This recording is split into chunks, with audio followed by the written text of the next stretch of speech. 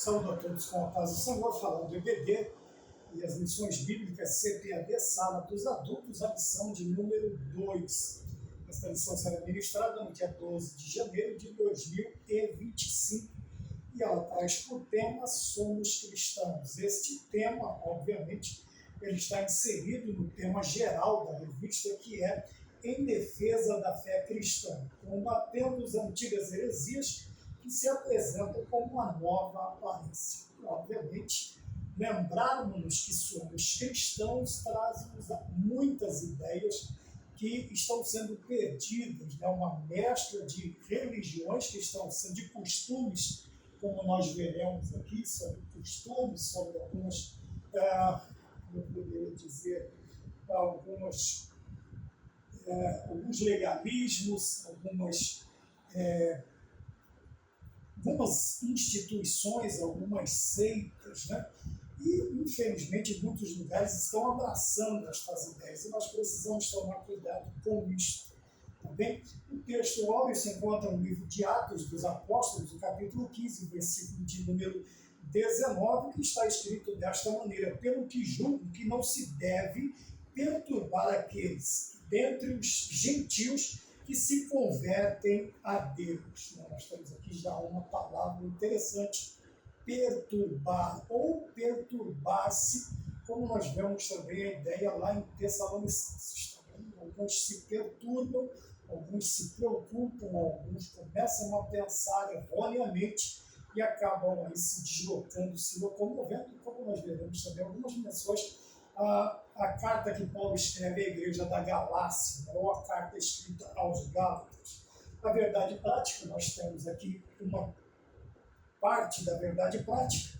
O cristianismo é uma religião de relacionamento pessoal com Cristo ressuscitado, e não um conjunto de regras e de ritos. Também pode-se trazer uma ideia também errônea que nós não temos regras para viver e nem temos alguns rituais que nós obedecemos. Porém, não é disso que o escritor está falando. Estamos falando de regras e ritos que vão sendo trazidos ou estão se fazendo menção como uma ajuda, vamos dizer assim, como uma condição, como uma ajuda para a obra de Cristo, na salvação do ser humano. Então, é neste sentido que nós separamos aqui um relacionamento pessoal. Somos cristãos e precisamos ter um relacionamento pessoal com Cristo. Vamos entender o que é e o que não é dentro do relacionamento que nós vivemos ou temos que viver com Cristo. Obviamente, os objetivos da lição, primeiro, é apontar a tendência judaizante predominante entre os primeiros cristãos. 2, elencar as pressões sofridas pelos apóstolos por parte dos judaizantes que se opunham ao evangelho da graça. Então, nós temos aqui a lei e a graça. Tá bem? E vamos sempre nos lembrar do tema Somos Cristãos. Por que precisamos nos lembrar constantemente que somos cristãos? E o terceiro e último, mostrar de que forma a doutrina judaizante se fez presente entre os cristãos atualmente, como nós veremos na terceira parte da lição. Na atualidade, hoje, na contemporaneidade, nós precisamos estar preocupados com isso, principalmente nós que fazemos parte ali da classe, vamos dizer assim, né? Obreiros, superintendentes, pastores, professores, aqueles que têm por característica ensinar ou preservar a sã doutrina. Nós precisamos sempre tomar cuidado. Também na introdução nós vamos ver que apesar de nós herdarmos algumas, ou dos judeus, muitas ideias e práticas no campo teológico e ético, isto não faz de nós com que sejamos meras cópias do judaísmo. Okay? Não nos faz. Nós temos aí a herança judaico-cristã, nós falamos sempre sobre isso, mas precisamos tomar cuidado para não confundir, como diz o escritor aqui, estes pontos de intersecção. O que é isto? Alguns pontos que nos ligam ou que nos deixam próximos da ideia do judaísmo, tá bem? Então nós precisamos tomar cuidado, porque houve também esta preocupação por parte dos apóstolos, e a igreja, a lição vai citar bastante Paulo e Pedro, foram aqueles que mais, principalmente Paulo, é aquele que mais combate esta ideia de fundamentos judaicos, ritos judaicos, costumes judaicos, né? O legalismo judaico, ele vem a fazer parte do cristianismo ou da igreja que estava em formação. Então nós vamos ver por que a preocupação dos apóstolos e qual é o motivo de nós nos preocuparmos hoje com esta ideia que, infelizmente, não somente judaísmo, mas muitos pensamentos filosóficos, ideias, ritos e costumes, alguns estão tentando inserir, né, no escopo doutrinário da igreja. Nós sabemos que o canon foi fechado há bastante tempo. Nós temos aí quase 2 milênios, né, que foi fechada esta questão de doutrinas, de costumes, daquilo que a igreja cristã, né, que somos cristãos, que a igreja cristã deveria observar ou não observar. Então nós vamos ver também a primeira reunião, o primeiro concílio de Jerusalém, no capítulo 15 de Atos, quando os pais, as colunas da igreja, vamos dizer assim, os 3 principais apóstolos, os 4 principais apóstolos, eles chegam à conclusão, guiados pelo Espírito Santo, de que não deveriam impor, como nós vemos aqui no texto áureo, pelo que julgo não se deve perturbar aqueles dentre os gentios que se convertem a Deus. Por que a questão do perturbar? Era a questão dos judaizantes. O que é judaizante? Então nós vamos dar uma adiantada para nós termos aí uma ideia do que é mais ou menos. O que é ser um judaizante? Ou qual era a ideia dos judaizantes? É fazer com que a igreja vivesse como um judeu, ou adotasse costumes e ritos judaicos. Também, e nós vamos ver que, infelizmente, essas pessoas, nós vamos ver nos dias de hoje, na atualidade, que muitos destes costumes, destes ritos estão tentando ser inseridos por alguns dentro da igreja, ou no costume da igreja, ou no andamento da igreja. Também nós vamos ver que também, apesar de eram legalistas, quer dizer, estavam presos à lei, e tentaram também fazer isto nos primeiros dias, no primeiro século da igreja, e isto foi combatido pelos apóstolos, e nós precisamos combater nos dias de hoje. Bem, então nós vemos aqui que alguns destes pontos, né, vamos dizer assim, levaram alguns a se confundirem, né? Levaram alguns a se confundir a lei e a graça. Também nós vamos falar um pouco mais sobre a lei e sobre a graça, tá bom? Mas quando Paulo escreve a carta aos Gálatas, no capítulo de número 2, ele vai dentro de um debate, não de uma discussão, de uma briga, mas de um debate que é completamente diferente, é um debate racional, lógico, e Paulo foi expondo as ideias do cristianismo e também do evangelho que ele pregou, e ele traz aos Gálatas isto, mostrando que deve haver um limite entre o judaísmo e cristianismo, e os apóstolos fizeram isso. Também quais são os limites, até onde os ritos, os costumes judaicos, eles podem até ou não podem interferir no andamento. O que é que os costumes e ritos judaicos, o legalismo judaico, ele afrontava, ele feria a lei da graça, a lei do evangelho. Quando falamos de lei da graça, nós estamos falando de liberdade, veja, liberdade cristã. Quando nós falamos de liberdade, obviamente que apesar de não precisarmos observar os ritos e costumes judaicos, nós temos também os nossos limites cristãos que nos foram impostos através do Espírito Santo de Deus, e colocou também limites para que nós não achemos, também não venhamos a pensar erroneamente que essa liberdade nos dá direito a qualquer tipo de ação e de reação, como se nós não tivéssemos lei, como se nós não tivéssemos que observar determinadas regras. Também, apesar de vivermos dentro deste relacionamento pessoal, o que é que nós vemos? Nós vemos que nós temos, sim, uma lei que está colocada em nosso coração pelo Espírito Santo de Deus. E por que o relacionamento pessoal, na verdade prática, ele é tão importante? Veja, apesar de nos lembrar que nós não temos, como o escritor diz, um conjunto, ou não é meramente, veja que ele traz a ideia de que é um relacionamento com Cristo, e não um conjunto de regras e ritos. Tá bem? Aí você pode pensar nas ordenanças que nós temos, né? O batismo, nós temos a Santa Ceia, nós temos a nossa oração, nós temos o jejum, nós temos a consagração de vida, nós temos a santificação de vida.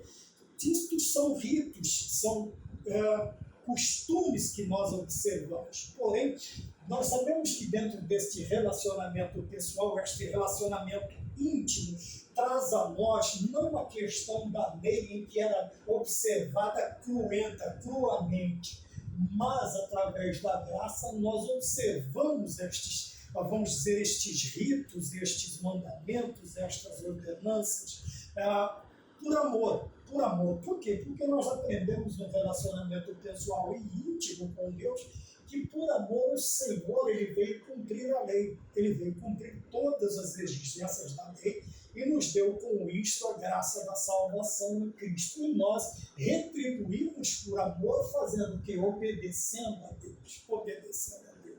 E quando nós continuamos na missão, vejam bem, nós precisamos entender que a graça, estando mergulhados na graça de Deus e vivendo a graça de Deus, nós vamos também, pela graça, nós vamos servir ao Senhor de uma maneira toda especial.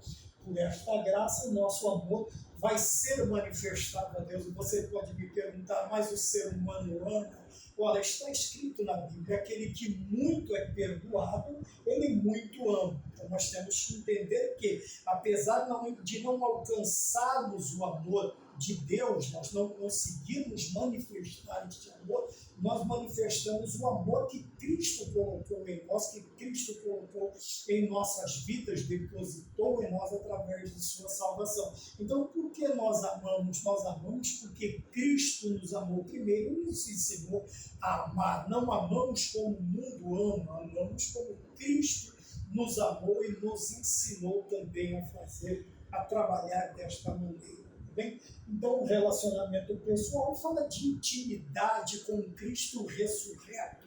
Não é um Cristo que está num túmulo, não é um Cristo que está na cruz, não é um Cristo de madeira, não é um Cristo de gesso, não é um Cristo de ouro, mas um Cristo ressurreto e que está conosco todos os dias até a consumação do século. E este relacionamento ele vai crescendo, ele vai se desenvolvendo e nós vamos aprendendo e nós vamos gostando e nós vamos fazendo e isso tudo por quê? Porque nós amamos a Cristo, porque Ele nos amou primeiro.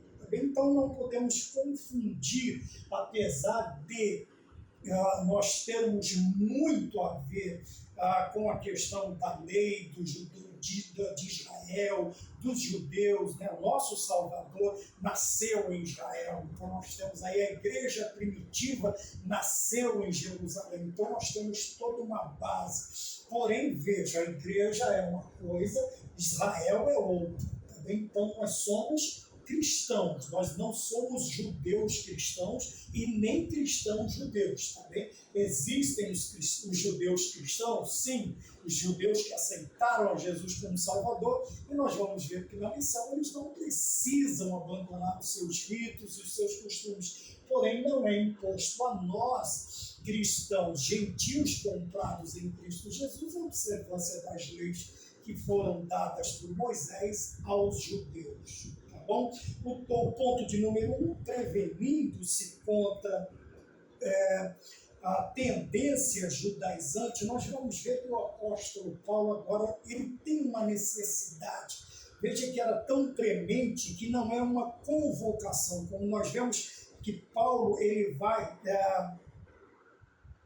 em Atos, ou no versículo 2, né, que nós estamos falando, subindo outra vez em Jerusalém, na carta escrita aos Gálatas, capítulo 2, versículos 1 e 2, nós vamos ver que no versículo de número 2, principalmente, após 14 anos de Paulo pregando o Evangelho, agora ele vai voltar ou depois, 14 anos depois de sua conversão, agora ele vai falar, ele vai a segunda vez a Jerusalém. Porém, quando nós vemos que Paulo vai a Jerusalém, Paulo não vai por uma convocação dos apóstolos, ele não vai mas ele vai por um chamado, um mandado de Deus para que ele fosse até Jerusalém. Qual era o propósito desta ida a Jerusalém? Né? Nós vamos ver no ponto de número 2. Então, o destaque na questão é que nós vemos que Paulo agora ele não foi convocado para ir lá, mas o Senhor Deus colocou em seu coração que ele subisse, o Espírito Santo de Deus colocou em seu coração que ele fosse a Jerusalém, tá bem? Ele vai até Jerusalém, 14 anos depois de sua conversão, ele vai pela segunda vez a Jerusalém, mas ele vai fazer o que?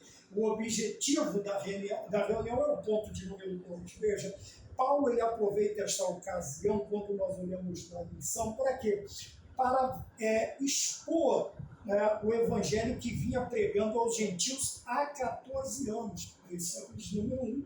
E 2, por que Paulo vai pregar? Veja que não há sombra, não há mudança, não há variação naquilo que Paulo fala, porque, primeiro, Paulo tem convicção e tem consciência sobre o que isto quer dizer. Veja, a convicção de que ele recebeu este evangelho de Cristo Jesus. Veja, quando nós temos convicção, quando nós temos esta certeza em nossos corações, nós não vamos mudar, nós não vamos alterar sequer, nós não vamos mudar uma vírgula daquilo que Cristo colocou em nossa vida. E Paulo ele vai até lá para isto. Por quê? Ele tem convicção, né? E ele também estava consciente, veja, a convicção de que o evangelho que ele pregava é um evangelho dado por Deus. Obviamente, quando nós temos certeza daquilo que nós fazemos e falamos, nós não mudamos. E a consciência aqui é de que ele está indo para o lugar fazer o que ele vai fazer, não por ordem de homens, nem por sua própria vontade. Quando eu digo ordem, não por um chamado dos principais apóstolos, vamos dizer assim, mas ele vai consciente de que a sua ida até Jerusalém é um mandado de Deus. Deus o convoca, Deus o chama e Deus ordena que ele vá até Jerusalém. Então, qual é o objetivo da sua subida? Nós vemos qual é o objetivo. Primeiro, Paulo vai demonstrar a sua convicção daquilo que ele está fazendo, também daquilo que ele está falando. Obviamente que lá ele vai encontrar os judaizantes, ele vai encontrar os infiltrados, ele vai encontrar aqueles que são inimigos da liberdade, mas ele tem uma convicção. E quando nós temos convicção, nós sabemos, nós conseguimos apresentar de uma maneira convincente, nós conseguimos apresentar de uma maneira mais objetiva, vamos dizer assim, aquilo que está em nosso coração. E também a consciência de que estamos fazendo por ordem de Deus. Isto muda totalmente a visão. Quando você tem certeza de que o que você está fazendo é Deus quem está falando para você, esta convicção de que Deus te chamou para isso, você vai fazê-lo com convicção e vai fazer de uma maneira muito mais eficaz. Por quê? Porque isso nos dá segurança, convicção e consciência nos dá segurança para fazermos aquilo que estamos fazendo. Ora, quando nós estamos fazendo, não é raro acontecer em nossas vidas com tamanha oposição que nós enfrentamos, nós começamos a pensar desta maneira: será que o que eu estou fazendo realmente é de Deus? É a vontade de Deus? Será que a vontade de Deus levanta tanta turbulência? Será que a vontade de Deus, se eu estiver mesmo dentro da vontade de Deus, será que levanta tanta oposição, tantos problemas, tantas dificuldades? Pode ter certeza que, apesar de todas as turbulências, a convicção e a consciência do que estamos fazendo nos dá segurança para remarmos, para, vamos dizer, para nadarmos contra a maré, para remarmos contra a maré, para irmos contra a maré. E isto nos dá segurança. Quando nós vemos também, subindo outra vez, o objetivo da lição, nós vamos ver que dentro deste objetivo, muitas vezes, no ponto de número 3, nós temos aqui Tito e a circuncisão. Paulo vai a Jerusalém com Tito. Tito é grego. E, obviamente, que os judaizantes, eles batiam num dos pontos principais dos costumes dos judeus. Os judaizantes batiam, quer dizer, nessa questão do quê? Da circuncisão. Obviamente que o judeu ele é circuncidado aos 8 dias de vida, né? Porém, essa circuncisão, como nós vemos antigamente, ela era feita de uma maneira muito rústica. A esposa de Moisés fica muito brava e chama ele de sanguinário quando ela vê seus filhos sendo circuncidados e a dor era imensa, né? Então, alguns querem viver algumas aparências do judaísmo, mas seria interessante que eles passassem por algumas outras coisas muito doloridas que o judaísmo prega, que a religião judaica ensina. Seria interessante que eles passassem por isso também, para ver, não ir num hospital e fazer a circuncisão, não, fazer como era antigamente, né? 2 pedras, uma pedra lascada, né? Parecendo uma faca, mas não é uma faca, e depois cortava o prepúcio que recobre a glândula, né? Como nós sabemos, parecido com a operação de fimose, mas não tinha anestesia, não tinha uma infinidade de remédios, né? Analgésicos depois da operação, não. O negócio era cru mesmo. Então seria interessante que tais judaizantes modernos, como nós veremos aqui, eles passassem por alguns processos. Voltando ao ponto de número 3, Tito e a circuncisão, veja, Paulo corre um determinado risco. Paulo corre, na realidade, um grande risco. Por quê? Dentro disto, nós temos aqui na lição que não, porque foi destacado que não é, acho que ela ficou aberta há muito tempo. Por que colocado aqui que não foi uma provocação? Porque parecia uma provocação. Veja, você pegar um grego incircunciso e tentar inseri-lo dentro de um contexto totalmente judaico e judaizante.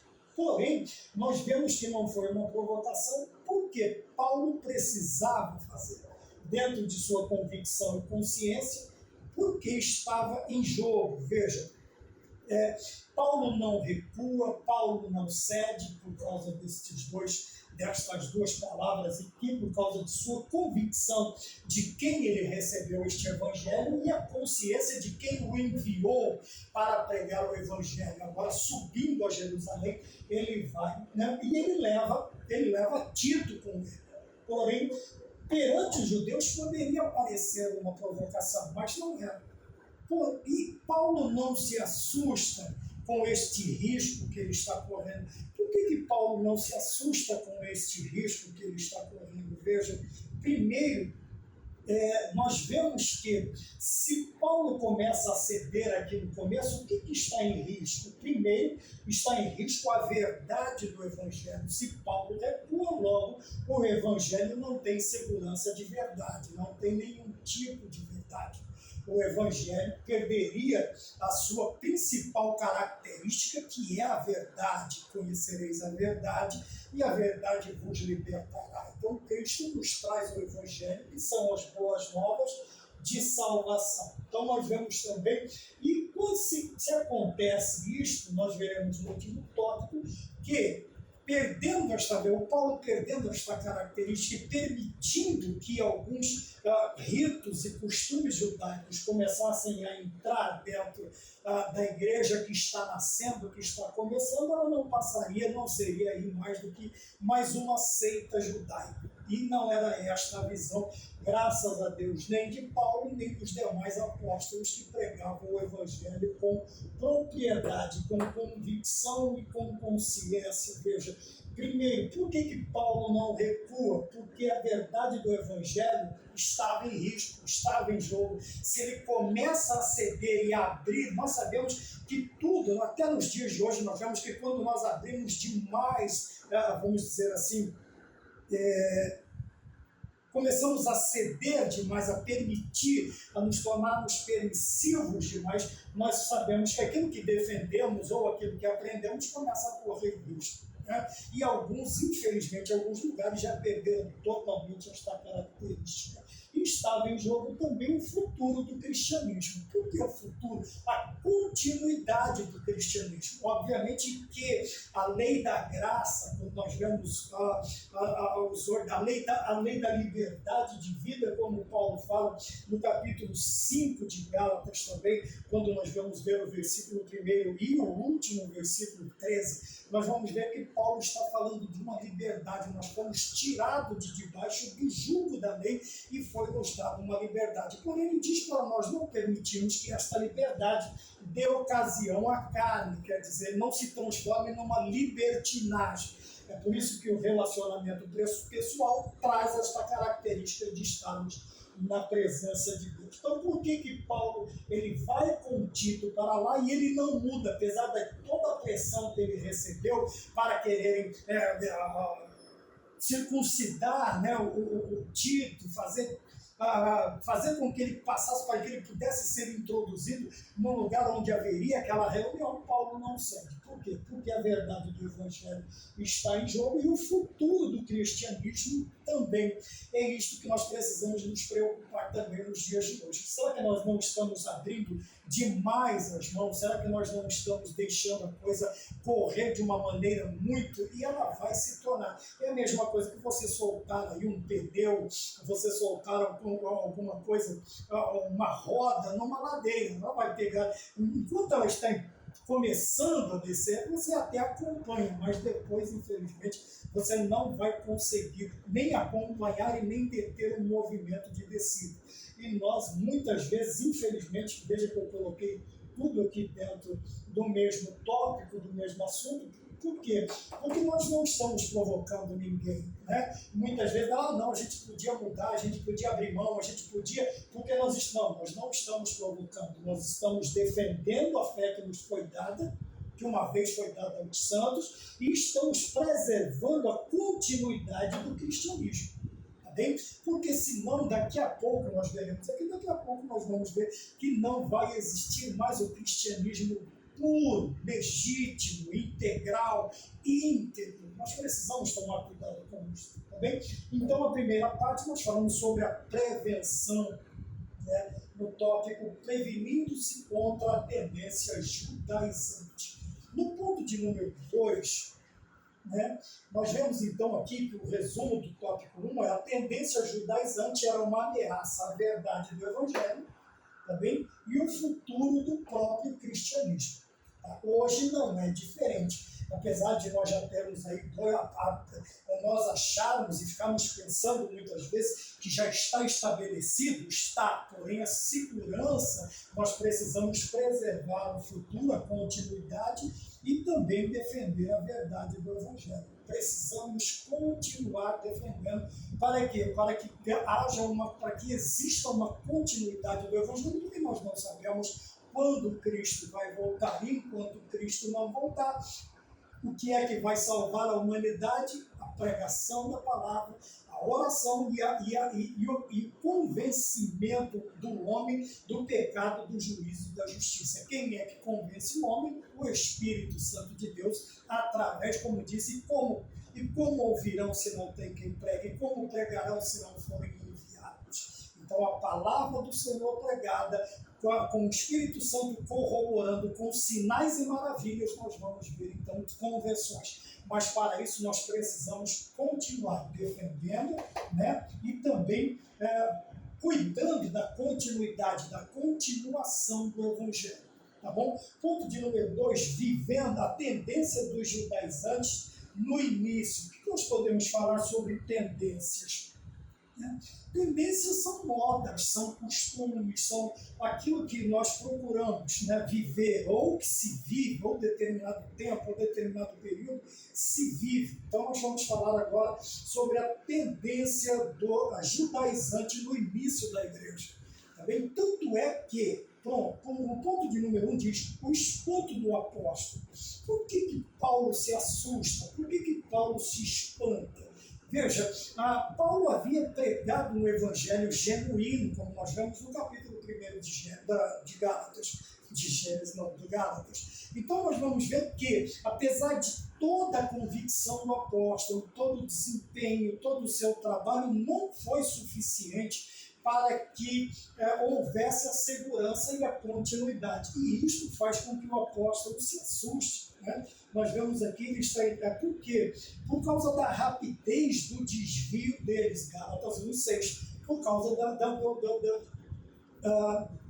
desta rapidez. Tá bom? E nós vemos nos dias de hoje também quantos lugares, infelizmente, estão abandonando a fé. Muitos lugares estão inserindo na sua ordem de culto, né?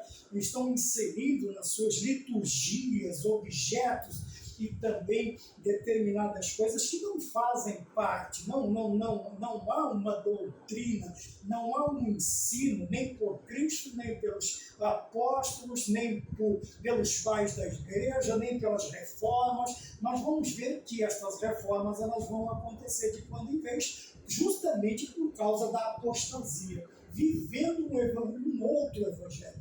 Paulo fala que ele se espanta, ele fica atônito, ele fica estarrecido, ele fica... Por quê? Por causa desta rapidez. Por que esta rapidez? Veja, o Evangelho, quando nós estamos vivendo pela graça, é um Evangelho que se vive pela fé. Ora, o justo viverá da fé, né? Ou viverá pela fé.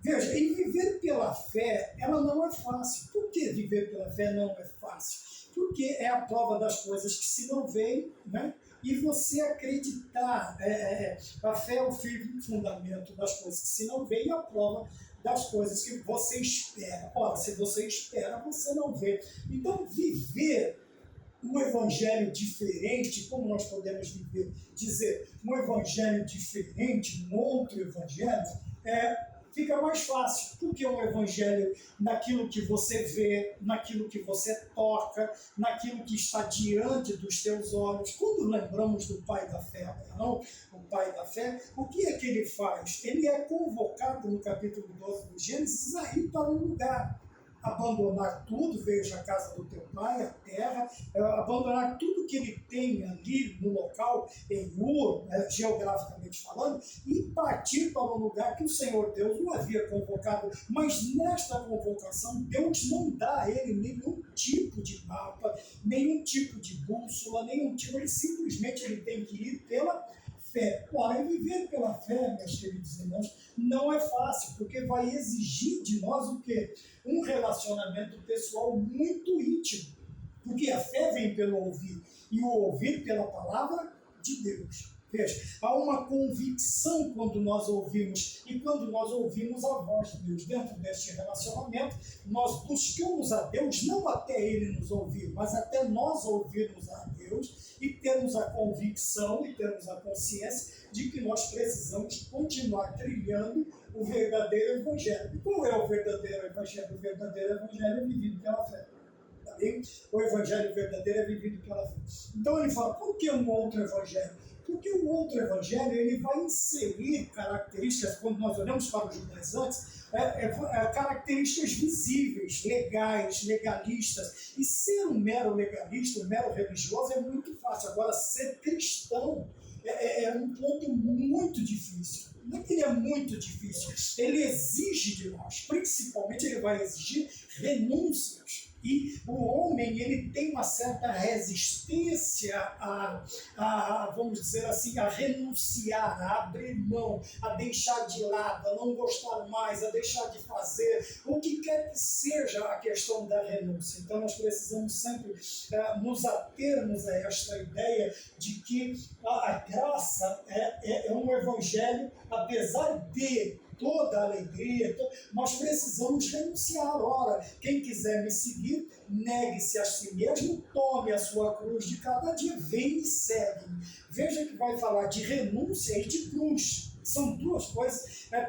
Para seguir a Cristo eu preciso renunciar e também carregar uma cruz. Ainda que seja uma metáfora, uma linguagem figurada, veja, carregar uma cruz, ele vai exigir de nós que nós suportemos determinados pesos. Eu estava ouvindo esses dias, agora que nós ficamos em casa, por causa da passagem de ano, então eu estava ouvindo aquela música do Pregador Boom, já posso suportar. Então, por que ele pode suportar? Aquilo que machucava no começo da fé, agora ele vai com um processo de aprendizado e de relacionamento pessoal, criando um determinado calo, vai ficando calejado e ele vai não é que se acostumando, mas ele vai trilhando esta fé, este caminho de renúncia. Quando nós falamos de um evangelho diferente, geralmente é um evangelho assim: venha como está, fique como quiser e saia da maneira que você bem entender. Você obedecendo determinadas regras, determinados ritos, determinados costumes, está tudo certo. Mas não é isto que o relacionamento pessoal me ensina. Quando eu vivo com Cristo, eu preciso tomar cuidado com isso. Então, viver outro evangelho, veja que Paulo até fala que deve ser anátema aquele que traz um evangelho ou um evangelho diferente daquele que eu vos tenho pregado. Paulo vai dizer aos Gálatas no capítulo 1, tá bem? Então nós vemos esta ideia que nós precisamos nos lembrar. A partir do momento em que nós abrimos mão de uma vida de renúncia, de cristianismo legítimo, de vivermos pela graça, vivermos pela fé, vivermos com convicção, com consciência, vivermos o verdadeiro evangelho ou a verdade do evangelho, darmos continuidade a tudo isso, nós vamos começar a abrir mão e viver a apostasia. Ora, a apostasia nada mais é do que abandonar a fé. Abandonar a fé. A apostasia é o abandono da fé. Então, nós precisamos nos preocupar com isso. Tá bem? Vamos para o ponto de número 2, então o espanto do apóstolo. Ponto 2, quem eram os judaizantes? Nós já falamos que os judaizantes, o que é ser judaizado? Ouvir, qual era esta doutrina, qual era este costume, qual era esta vontade? É fazer com que os cristãos vivessem como um judeu, ou adotassem costumes e ritos judaicos. Tá bem? Esta era a ideia, introduzir dentro do cristianismo os costumes e ritos judaicos. E nós vamos ver mais adiante quais são eles. Esses judaizantes também, eles eram legalistas. O que é uma pessoa legalista? É uma pessoa que vive na observância crua da lei. Tá bom? Não voltando àquela ideia de que a letra mata, não é disso que está falando. Mas aqui a questão era simplesmente matar um bezerro, matar um carneiro, fazer isto, dar um dízimo, fazer aquilo, e eles achavam que com isso eles estavam sendo bastante tementes ou piedosos a Deus. Vou trazer novamente a ideia do jovem muito rico. Então, quando Cristo falou para ele: olha, você ama a Deus e obedece, honra seus pais, ele falou: é muito fácil, isso aí eu faço. Por quê? Porque ele era um legalista, ele simplesmente observava leis. Então, há regras, ritos, costumes. Porém, quando Cristo disse: vai, negue, quer dizer, agora vem a questão da negação, de negar-se a si mesmo. Vende tudo que você tem, dá aos pobres e me segue. Então, você vai, agora a cruz que você vai carregar é viver uma vida com menos recursos que você tinha, ou quase nenhum, ou nenhum recurso. Mas você vai me seguir e eu vou te dar o quê? Graça. Porque ele falou para Paulo que a graça dele bastava. Bem, porém, como ele era só um legalista, ele não era um crente, não era um cristão, ele simplesmente dá as costas para Cristo. Tá bom? Outro ponto na questão do legalismo, e nós já vamos ligar com a última parte, veja, é que adotar o costume, ou os judaizantes, por que eles faziam isso? Porque eles achavam também, eles queriam dar a ideia de que, olha, ameaça a verdade do Evangelho e o futuro do cristianismo. Os costumes, os ritos judaicos, as leis judaicas, como condição para a salvação. Quer dizer, era uma ajuda para Cristo. Sabe, como se Cristo não fosse suficiente. A sua morte vicária, substitutiva, o sangue derramado na cruz, a ressurreição não foi suficiente. Então eles queriam trazer as leis ou o judaísmo para o quê? Para ajudar Cristo. Né? Esses dias atrás eu estava falando sobre isso e eu me lembrei, não sei quem lembra, quando chegou aqui no Brasil, Sun Myung Moon. Este homem ele veio como um Cristo, porque ele dizia que Jesus Cristo não foi suficiente, porque Cristo não instituiu uma família física. Então ele veio para ser o Cristo moderno. Isso faz algumas décadas passadas aí. E aquele homem, ele simplesmente, segundo os comentários, ele colocava a gota do sangue dele no água para as pessoas, e muitos foram arrastados para este. Ele comprou muitas terras no estado do Mato Grosso, agora não sei se do norte ou do sul, ou quer dizer, Mato Grosso e Mato Grosso do Sul, não existe Mato Grosso do Norte, por favor, irmão Maurício, não existe Mato Grosso do Norte, tá bom? Errei. Então vejam bem, esses homens, eles foram aparecendo outros e outros e outros, né, geralmente orientais chegavam aqui e eles queriam expor um novo modo de vida, como sendo eles a continuação de Cristo, como sendo ele porta-voz. E nós vamos ver, está na outra lição do Betel Dominical, nós vamos ver que esses homens trazem também os seus profetas, que tem que corroborar com suas ideias. Tá bem? E muitos aviões lotados, pessoas que nunca tinham andado nem de bicicleta, estavam agora em super aviões ali, se deslocando até as terras deste homem para ouvir.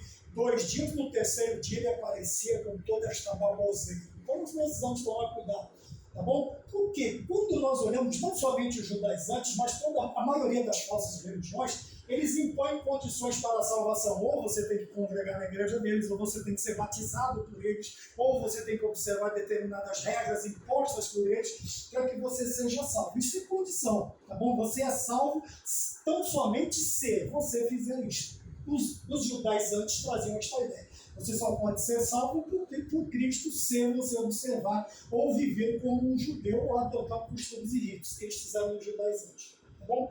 E também aqui nós vemos que eles eram, já falei que eles eram inimigos da liberdade cristã. Porque ao impor estas regras judaicas, já não haveria mais a liberdade da salvação, da graça em Cristo Jesus. Já não haveria mais esta questão. Tá bem? Quando nós permitimos que determinadas coisas entrem, principalmente nas nossas vidas, por alguns infiltrados, tem uns agentes secretos aí, né? Tem uns agentes secretos aí que a boca pequena, eles vão tentando separar o rebanho para conquistar e vão pregando, eles vão ensinando as suas falsas doutrinas. Tá bom? E a questão é, quando vem esse problema, por que nós precisamos, nós vamos ver em outras lições, por que nós precisamos tomar cuidado ao tratarmos destes assuntos? Porque muitos já estão enredados nestas doutrinas. Por quê? Porque tudo que é mais fácil, tudo que outro evangelho é muito mais fácil. Obviamente é muito mais agradável. Entendeu? Tudo que é mais fácil é mais agradável, chama mais a atenção. Porém, é uma apostasia. Também estes infiltrados, né? Nós vemos que eles participavam até de reuniões de obreiros, vamos dizer assim, grandes concílios, eles estavam inseridos e tentando inserir aí também suas falsas doutrinas. Então vejam, eles pregavam um outro evangelho, obviamente, um evangelho apóstata, eles queriam que as pessoas vivessem como judeus e adotassem seus costumes e ritos, se tornassem legalistas. Eles diziam que somente assim eles poderiam alcançar a verdadeira salvação, não somente acreditando em Cristo e vivendo a liberdade cristã da graça e do Evangelho, mas eles estavam ali pregando suas tendências, era um costume, né? Tendência ao costume. Tá bom? Então nós vemos aí os judaizantes eram inimigos da liberdade cristã, do evangelho que Paulo pregava e do próprio cristianismo. Tá? Então nós vamos para o terceiro e último tópico, a tendência judaizante hoje. Por que nós precisamos tomar cuidado? Porque essas ideias elas vão corrompendo e vão criando dúvidas nos cristãos atuais, vão criando dúvidas. Tá? Se houve tanta coisa, tantos pregadores de outras denominações, de outras religiões até, e essas pessoas, eles sabem aplicar, eles sabem falar, eles têm uma boa dicção, eles têm uma boa oratória, eles têm uma sequência lógica nas suas palavras que dá a impressão que eles estão certos, mas não estão. Veja, eles fazem parte até de religiões que não são consideradas religião cristã. Não tem a Bíblia como sua única fonte de regra de fé e de prática, eles têm suas próprias Bíblias, eles têm seus próprios profetas, eles têm seus próprios mestres. Então nós precisamos tomar cuidado, apesar de parecer bonitinho, mas não é. Tá? Nem tudo que reluz é ouro e nem tudo que balança cai. A minha mãe sempre dizia assim para mim, Maurício, o que arde cura e o que aperta segura. O outro evangelho, geralmente, ele não arde, ele não aperta, porém, também não cura, tá bom? É aquele remedinho com gosto de morango, com gosto de chiclete, tá bem? Mas quando você toma aí um bolo, um chá de losna, né, você vai arrepiar um pouquinho, mas tranquilo que no outro dia de manhã você está sossegado. Bem? Então, qual era? Nós falamos sobre a tendência, né? Agora nós vamos falar sobre a tendência judaizante hoje. Não são raros os lugares. Veja, quando nós falamos, o escritor começa falando dos evangelhos que não são diferentes. Veja, o evangelho da circuncisão e da incircuncisão.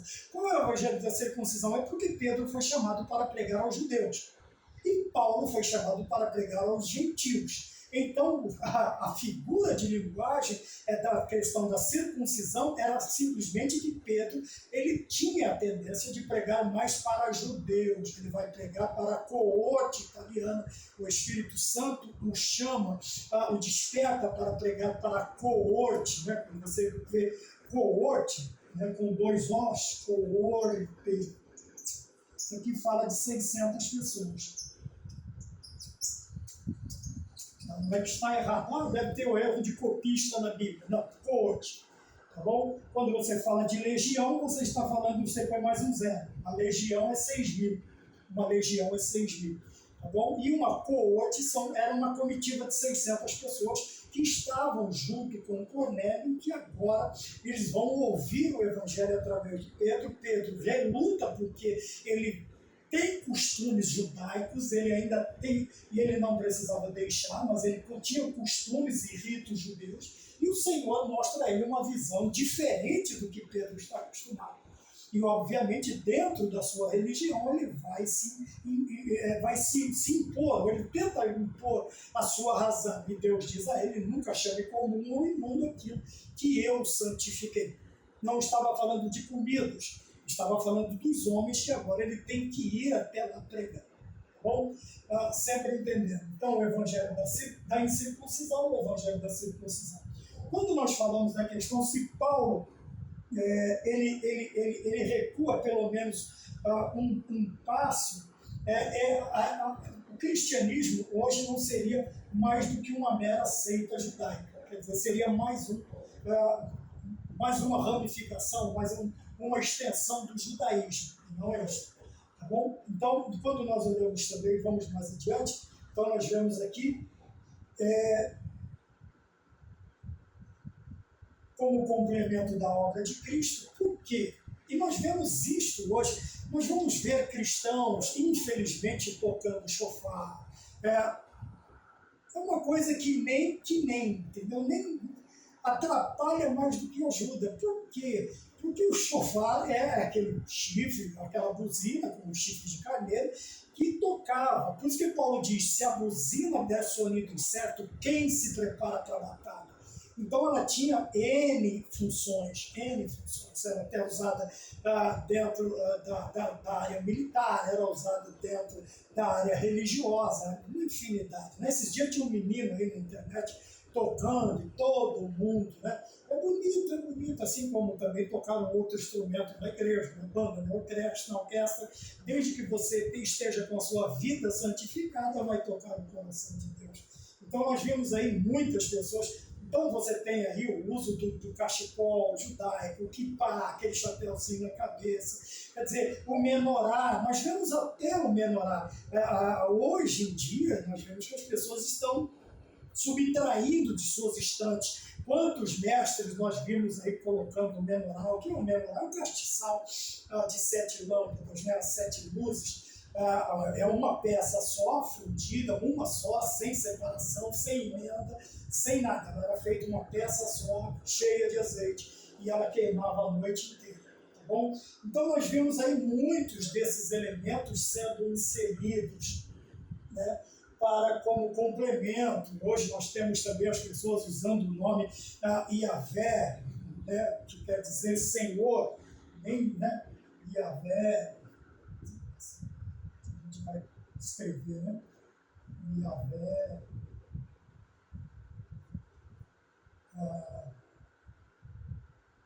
como é que é isso? Gostam agora de falar Yeshua, né? Yeshua, como se fosse verdadeiramente. Quando nós olhamos aqui, nós vamos ver que nada mais quer dizer que Senhor. Tá bom? É a mesma para Kyrios do grego. Não escreve Cúrios, mas é Kyrios do grego.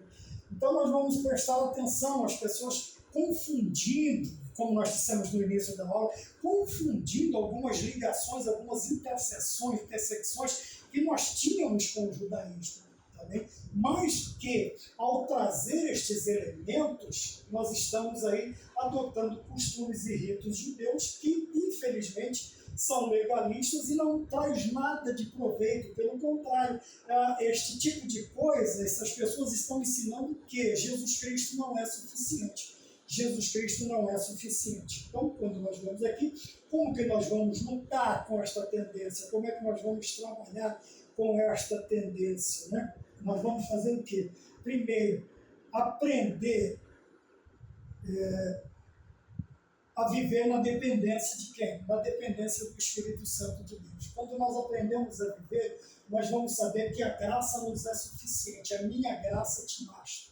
Então nós precisamos aprender a viver na dependência. Quando nós dependemos do Espírito Santo, geralmente nós trazemos elementos não cristãos para a nossa vida nos momentos de dificuldade. Sabe, como se fosse um amuleto, uma superstição. Este é o problema. Mas no momento de dificuldade, quando nós aprendemos a depender totalmente de Deus, do seu Espírito Santo, nós vamos passar pelas dificuldades mais fáceis. Obviamente que estes elementos, esses badulaques aí que as pessoas trazem, desculpa o termo, né? Essas coisas que as pessoas trazem e inserem em suas vidas, infelizmente nós vamos aprender que Cristo nos é suficiente. Depois nós vamos aprender a lutar contra os vícios da carne. Outro vício da carne é a questão também de fazer para nós deuses, de trazer para nós, de criarmos os nossos próprios bezerros de novo. Então veja, quando nós aprendemos a lutar contra os vícios da carne, e obviamente nós conseguimos colocar a questão da superstição como vício da carne, então nós vamos aprender a lutar contra isto e nós vamos sobreviver. E terceiro, buscar, né, para encerrar, nós vamos buscar as virtudes do fruto do Espírito Santo. O que são as virtudes? Qual é o fruto do Espírito Santo? Está no final do capítulo 5, que Paulo escreve aos Gálatas. Tá bem? Então nós precisamos tomar cuidado, porque são muitos os elementos. A gente pode ler na lição, mas está aqui. Veja, liturgia de sinagoga, o uso do shofar, quer dizer, daquela trombeta com chifre feito de chifre de carneiro, o uso do tali, quer dizer, o manto ou o chale, nós falamos sobre isso, o uso do kippah ou o solidel que os judeus religiosos usam sobre sua cabeça. Então nós precisamos tomar cuidado, tá? Porque na atualidade os judaizantes continuam aí. E eles têm nomes bonitos. Eles têm nomes bonitos, eles têm formas bonitas, eles têm palavras bonitas, mas infelizmente eles estão corrompendo a graça Eles estão corrompendo a graça, tentando trazer novamente estes elementos apostas a um evangelho, um outro evangelho, um evangelho diferente, e estes elementos aí dos judaicos. Tá bom? Que Deus nos abençoe, já extrapolamos a hora, e a próxima vez, se o Senhor nos permitir, estaremos de volta em condição de número 3 das lições bíblicas da CPAD, Sala dos Adultos. Tá bem? Que Deus abençoe, no nome do Senhor Jesus Cristo. Amém.